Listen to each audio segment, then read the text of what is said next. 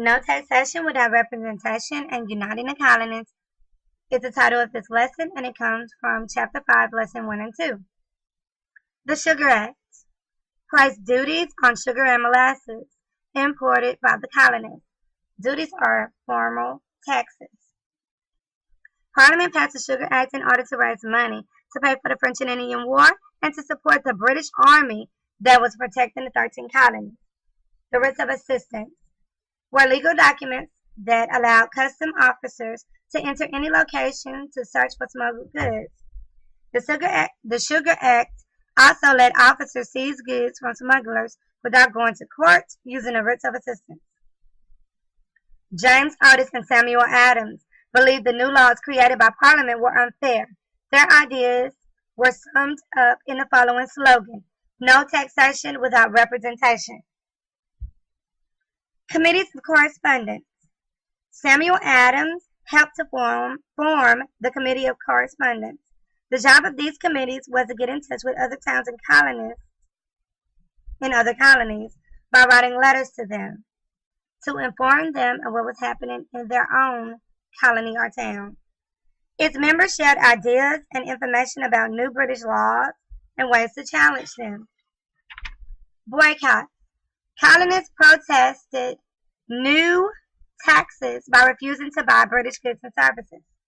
The Stamp Act of 1765, proposed by Parliament's Prime Minister Grenville, required the colonists to pay an official stamp or seal when they bought paper items.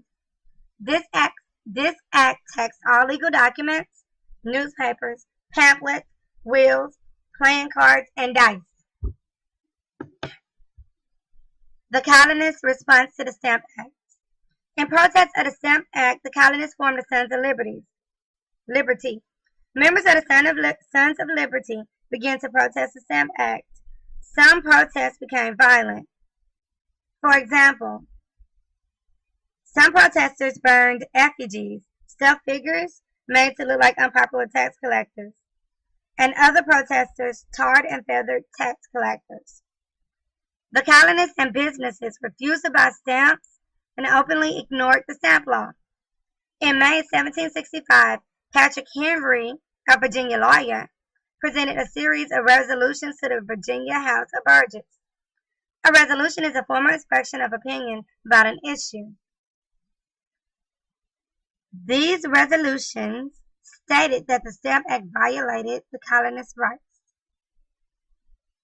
It stated that the Stamp Act denied colonists a trial by jury. The canceling of the Stamp Act. Parliament repealed or canceled the Stamp Act in 1765. The Townshend Act of 1767 was passed by Parliament in June 1767.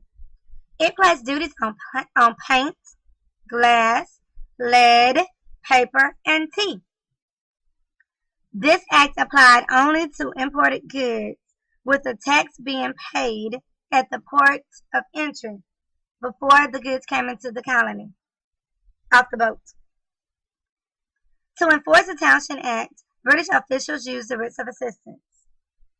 The Declaratory Act was passed the same day the Stamp Act was cancelled.